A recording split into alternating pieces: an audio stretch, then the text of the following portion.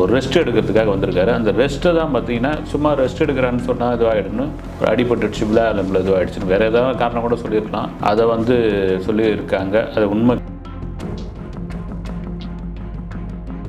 மாளவிகா மோகன் முதல்ல இவங்களை ஏன்டா எடுத்துமோன்ற அளவுக்கு ஃபீல் பண்ணியிருக்காங்க. அந்த அளவுக்கு நடிப்பு இவங்க எதிர்பார்த்தது வரல.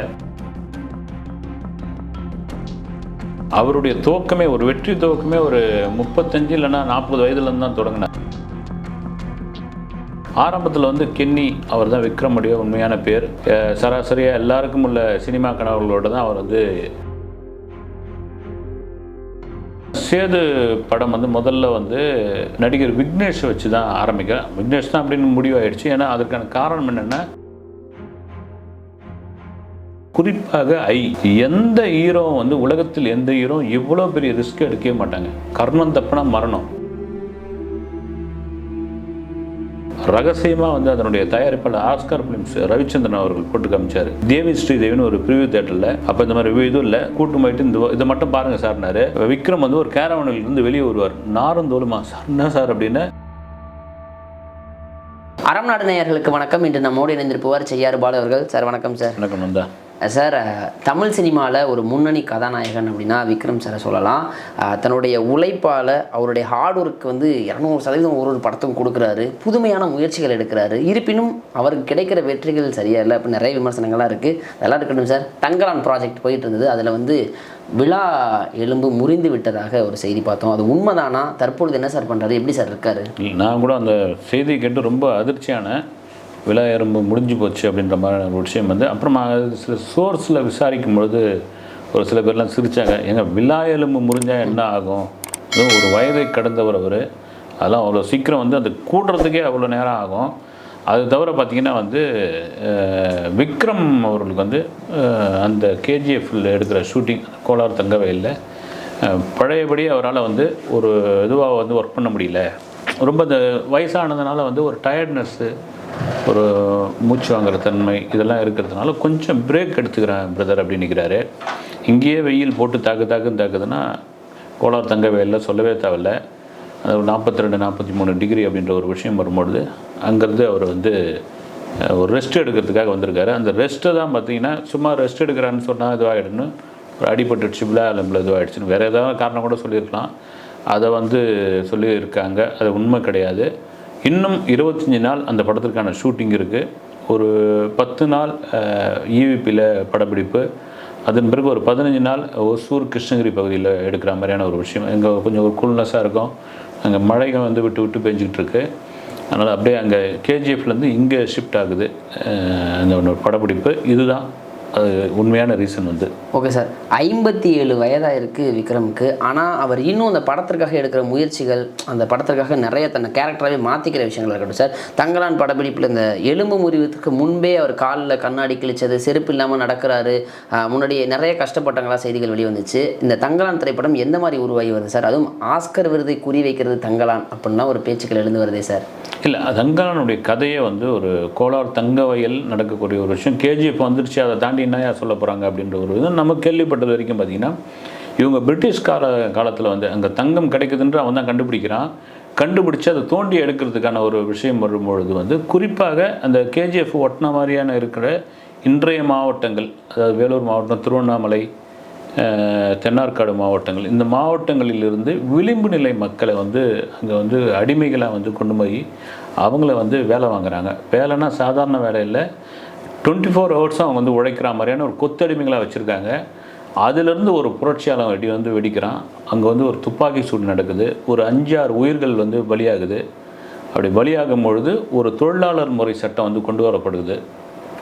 இவ்வளோ நேரம் தான் டியூட்டி, அதுக்கப்புறம் செஞ்ச எக்ஸ்ட்ரா ஓட்டி, அப்புறம் இவங்களுக்கான மருத்துவ வசதிகள், இவங்களுக்கான ஓய்வு, இந்த மாதிரியான விஷயங்கள் வந்து அதே வெள்ளைக்காரன் வந்து ரெடி பண்ணுறான். அந்த சம்பவம், அந்த புரட்சி சம்பவத்தை வந்து ஒருத்தன் வந்து ஆரம்பிக்கிறான். அவன் தான் தங்கலான் அப்படின்ற ஒரு விஷயம்தான் இதனுடைய கதையாக இருக்கும் அப்படின்ற ஒரு தகவல் நமக்கு வந்திருக்கு. மேபி வேறு என்ன வந்து ரஞ்சித் எடுக்கிறாருன்னு தெரியல. ஏன்னா கோலார் தங்கவயலோட பின்னணியில் எடுக்கும் பொழுது இதுதான். ஏன்னா அவங்க அந்த ஷூட்டிங்க்கு அப்புறம் அவங்க பிளான் பண்ணது என்னென்னா, திருவண்ணாமலை அதை சுற்றியுள்ள பகுதி வேலூர் மாவட்டங்கள்லாம் சில இடங்கள்லாம் வந்து லைவாக அந்த இடத்துலேயே வந்து எடுக்கலாம் அப்படின்னு முடிவு பண்ணாங்க. அதுக்கான பர்மிஷன் கிடைக்கலன்னு திரும்ப அங்கே போயிட்டாங்க. இப்போ EVPயில் செட்டு போட்டிருக்காங்க, ஸ்டுடியோவில் செட்டு போட்டு சில காட்சிகள் இருக்காங்க. குறிப்பாக அந்த மாளவிகா மோகனன் அவங்களுக்கு வந்து ட்ரைனிங் கொடுத்தே வந்து சில காட்சிகள் இந்த கம்பு சுற்றுற மாதிரி சிலம்பம் ஆடுற மாதிரியான விஷயங்கள்லாம் இருந்தது. அது தேவைப்படுதுன்றதுக்காக ஏறக்குறைய ஒரு தென்னிந்திய நடிகையினுடைய முகசாயல் கொண்ட நடிகை வந்து மாளவிகா மோகன். அதனால் அவங்களுக்கு ட்ரைனிங் கொடுத்து முதல்ல இவங்களை ஏன்டா எடுத்துமோன்ற அளவுக்கு ஃபீல் பண்ணியிருக்காங்க. அந்தளவுக்கு நடிப்பு இவங்க எதிர்பார்த்தது வரல, சரி எடுத்தாச்சு அப்படின்னும் பொழுது ஒவ்வொரு நாளும் அவங்களுக்கு வந்து அந்த கேரக்டர் வந்து முன்னாலே ரிஹர்சல்லாம் பார்த்து ட்ரைனிங் கொடுத்து அது சிறப்பாக அவங்களுக்கான போர்ஷனை முடிச்சு கொடுத்துட்டு எப்போ என்னை விட்டால் போதுன்ற அளவுக்கு ஓடி போயிட்டாங்க. இப்போ விக்ரம் பசுபதி சம்மந்தப்பட்ட காட்சிகள் தான் இப்போ எடுத்துக்கிட்டு இருக்காங்க. அதிலிருந்து ஒரு சின்ன ஓய்வு தான் இந்த விஷயம் வந்து மறுபடியும் அது தொடரும். நீங்கள் சொல்கிற மாதிரி அந்த தங்கலான் படம் வந்து நமக்கு அடுத்தடுத்து அப்டேட்டுகள் என்னன்னு தெரியல. அதை தாண்டி பாரஞ்சித்தோடைய படம் வந்து ஏதோ ஒரு விஷயத்தை பேசும் அப்படின்னு நமக்கு நல்லாவே தெரியுது. அது நீங்கள் சொல்கிற மாதிரி ஆஸ்கருக்கு போகக்கூடிய தகுதி இருக்கான்னு வந்து படம் வந்த பிறகு நம்ம பார்த்து தெரியும்.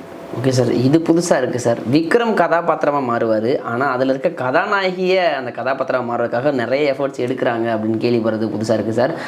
விக்ரம் இந்த இடத்திற்கு வர, அதாவது ஒரு வரலாற்று படைப்பு அப்படின்னு சொல்லலாம் பொன்னியின் செல்வனை. ஏன்னா நிறைய நடிகர்கள் வந்து அதை எடுக்கணும் முயற்சி பண்ணாங்க, கடைசியாக மண்டத்தை எடுத்து முடிச்சிருக்காரு சார். அந்த படத்தில் மிகப்பெரிய அளவில் பேச போடலாம் வந்து ஆதித்ய கரிகாலன் கேரக்டர் நடிச்சிருந்த விக்ரம் அவருடைய நடிப்பு எல்லாருமே பேசினாங்க. இவ்வளவு தூரம் இந்த ஆதித்ய கரிகாலன் கேரக்டர் வந்து ஒரு புகழ் அடைகிறதுக்கு முன்பு விக்ரம் எங்கிருந்து பயணிச்சு வந்தார், அவர் பட்ட கஷ்டங்கள் பற்றி சொல்லுங்கள் சார். உண்மையில் நீங்கள் சொல்லிட்டீங்க, ஆரம்பத்தில் ஒரு அறிமுகம் கொடுத்தீங்க, ஒரு 57-58 வயசு அப்படின்னு. அவருடைய துவக்கமே ஒரு வெற்றி துவக்கமே ஒரு 35 இல்லைன்னா 40 வயதுலேருந்து தான் தொடங்கினார். ஒரு மிடில் ஏஜ்லேருந்து தான் அவர் தொடங்கினார். அதனால தான் பார்த்தீங்கன்னா வந்து ரொம்ப வந்து நம்ம எப்போ வர வேண்டிய ஆள் இவ்வளோ லேட்டாக வந்திருக்கிறோம்போது அந்த முயற்சிகள்லாம் இருக்குது இல்லைங்களா, அதெல்லாம் வந்து வித்தியாசமான முயற்சிகள்லாம் துணிஞ்சு பண்ண ஆரம்பித்தார். ஆரம்பத்தில் வந்து கென்னி அவர் தான் விக்ரமுடைய உண்மையான பேர். சராசரியாக எல்லாருக்கும் உள்ள சினிமா கனவுகளோடு தான் அவர் வந்து ஒவ்வொரு கம்பெனியாக ஒவ்வொரு ஸ்டுடியோவாக ஏறி இறங்கிட்டு இருந்தார். குறிப்பாக வந்து புகழ்பெற்ற இயக்குனர் ஸ்ரீதர் அவர்களை வந்து தந்துவிட்டேன் என்னை அப்படின்ற ஒரு படத்தில் அறிமுகமானார். ஸ்ரீதருடைய படைப்புகள் அந்த காலத்தில் அந்த சமயங்களில் வந்து ட்ரெண்ட் செட்டர் அப்படின்னு பேர் வாங்கினவர். அவருடைய அறிமுகம் சூப்பராக இருக்கும் அப்படின்னு எதிர்பார்த்தோம். அந்த படம் சரியாக போகலை.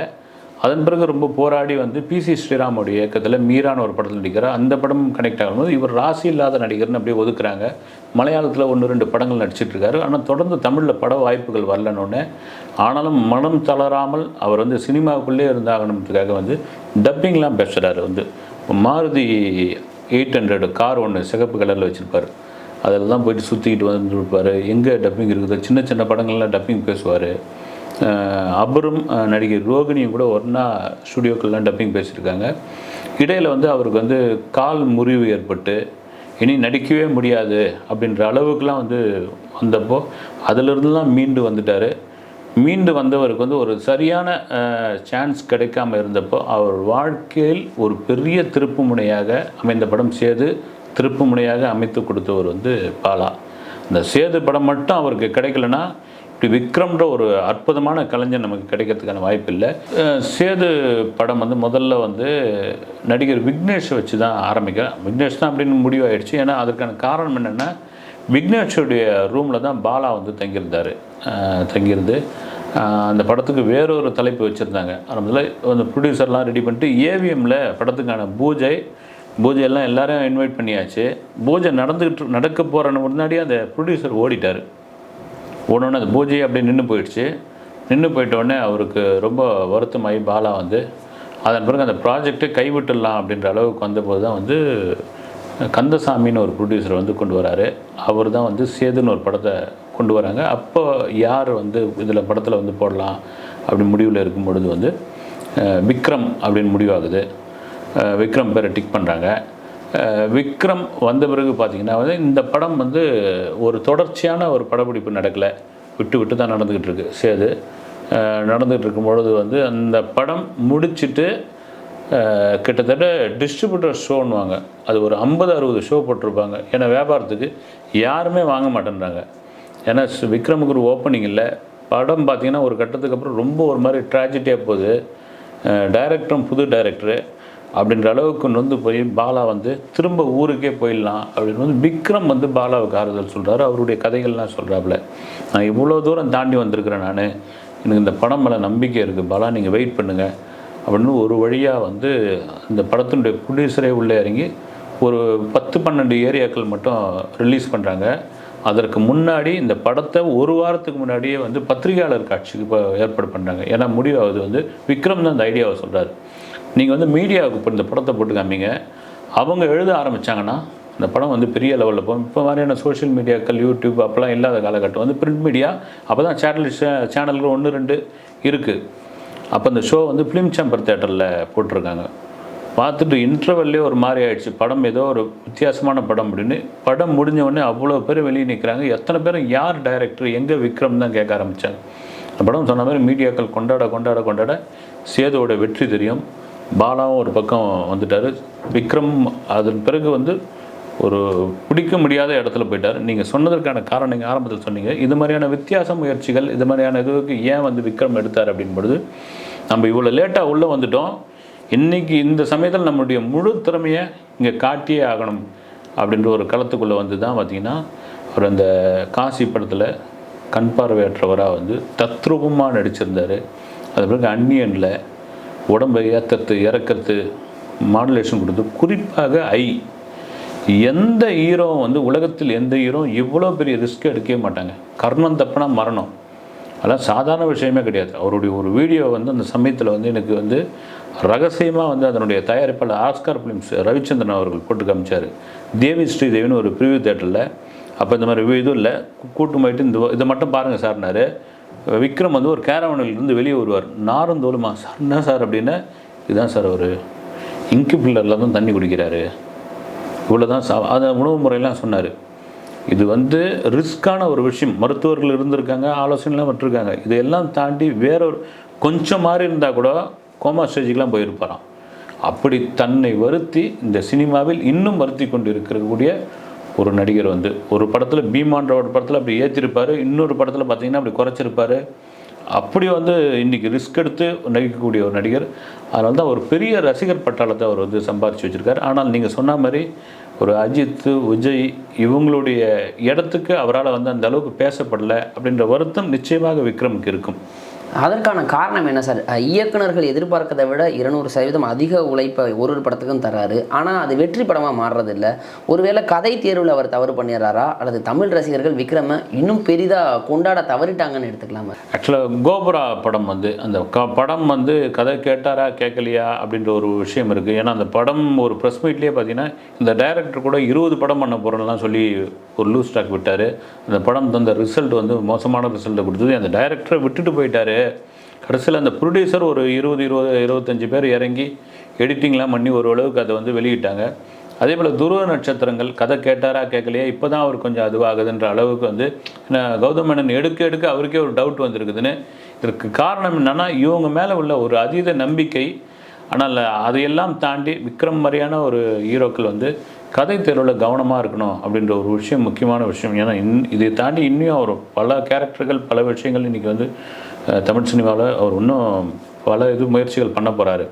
நீங்கள் சொல்ல மாதிரி ரெண்டாவது என்னென்னா இந்த ரசிகர்கள் வந்து அவரை வந்து இன்னும் கொண்டாடி தவறிட்டாங்க. ஒரு காலகட்டங்களில் அவருக்கு ஒரு பெரிய ரசிகர் பட்டாலுமே இருந்தது.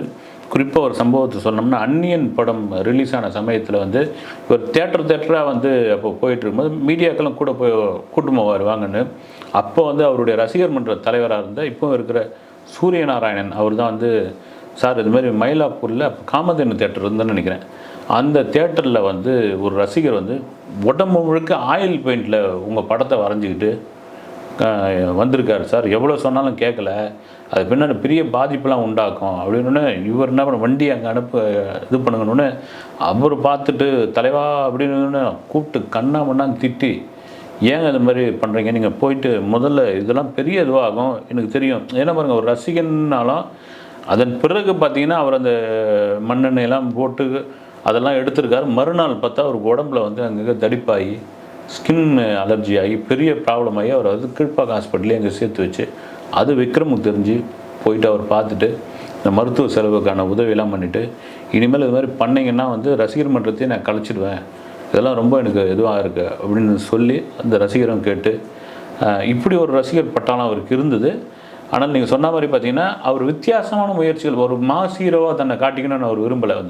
அதில் பிரச்சனை தான். நீங்கள் விஜய் ஆகட்டும், அஜித் ஆகட்டும், சூர்யா ஆகட்டும், இவங்களாம் தன்னை மாஸ் ஹீரோவாக என்ன சார், விஜய் அஜித்துக்கு பிறகு சூர்யா விக்ரம் அப்படிங்கிற ஒரு காம்படிஷன் போயிட்டு இருந்தது. ஆனால் அதற்கு பிறகு விஜய் அஜித்துக்கு நிகராக சூர்யா நிறைய படங்கள் ஹிட் கொடுக்குறாரு, அந்த காம்படிஷனுக்குள்ள போயிறாரு. ஆனால் விக்ரம் அப்படியே காணாமலே போயிடுறாருல்ல சார், அதனால தான் அந்த கேள்வி. ஆமாம், உண்மைதான். அதுக்கான என்ன, சூர்யா பார்த்தீங்கன்னா இடையில ஒரு முயற்சியாக ஒரு இது மாதிரி 7ஆம் அறிவு மாதிரி ஒரு படம் பண்ணாலும் அடுத்து கமர்ஷியல் தளத்துக்குள்ளே ஒரு விஷயம் பண்ணார். கஜினி மாதிரி ஒரு படம் பண்ணாலும் வேற ஒரு, இவர் பார்த்தீங்கன்னா தொடர்ச்சியாகவே ஐயெல்லாம் யாரால் பண்ண முடியுங்க, எந்த ஹீரோ ஒத்துப்பாங்க, இப்படியா ரிஸ்க் எடுத்து பண்ணுறது சில படங்கள் ரசிகர்கள்ட்ட கனெக்ட் ஆகாமல் போயிடுச்சு. அது விக்ரமோடைய மிஸ்டேக் தான்.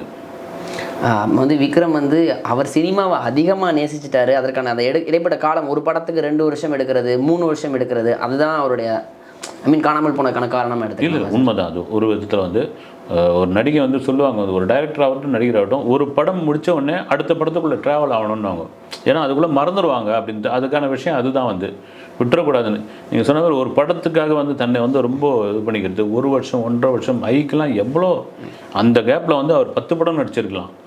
இப்படி இதுதான் காரணம். ஆனால் ஒரு மாஸ் ஹீரோவுக்கு அப்படிலாம் பண்ணக்கூடாது. இன்றைக்கி வரைக்கும் பாருங்கள், ரஜினி இதை தான் பண்ணுவேன், கரெக்டாக இவ்வளோ தான் இது பண்ணுவேன், கையை காலை ஆட்டிட்டு தான் போவேன். ஆனால் குறிப்பிட்ட வருஷத்துக்கு ஒரு 2 படம் 3 படம் அப்படின்னு நடிச்சுட்டு இன்றைக்கி வரைக்கும் அதை மெயின்டைன் பண்ணிக்கிட்டே இருக்காரு. விஜய் அஜித்லாம் கூட அதுதான். இப்போ தான் குறைச்சிக்கிட்டாங்க அவங்க, 2 வருஷத்துக்கு ஒரு படம், 1.5 வருஷத்துக்கு ஒரு படம்னு. இதுக்கு முன்னாடிலாம் பார்த்தீங்கன்னா வருஷத்துக்கு 2 படம் 3 படம் பண்ணிக்கிட்டு இருந்தவர்.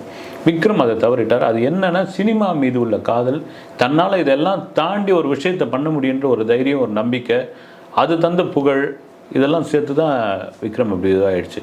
ஓகே சார், எது சொன்னாலும் 2 படங்கள் 3 படங்கள் ஒரே வருடத்தில் நிறைய ஹீரோக்கள் பண்ணிட முடியும். ஆனால் இவரை போல் 3 வருடம் ஒரு படத்துக்கு எடுத்து அவ்வளோ உழைப்பை போட்டு எடுக்கிறது விக்ரமால் மட்டும்தான் முடியும். அப்படி நிறைய படங்கள் பண்ணியிருக்காரு.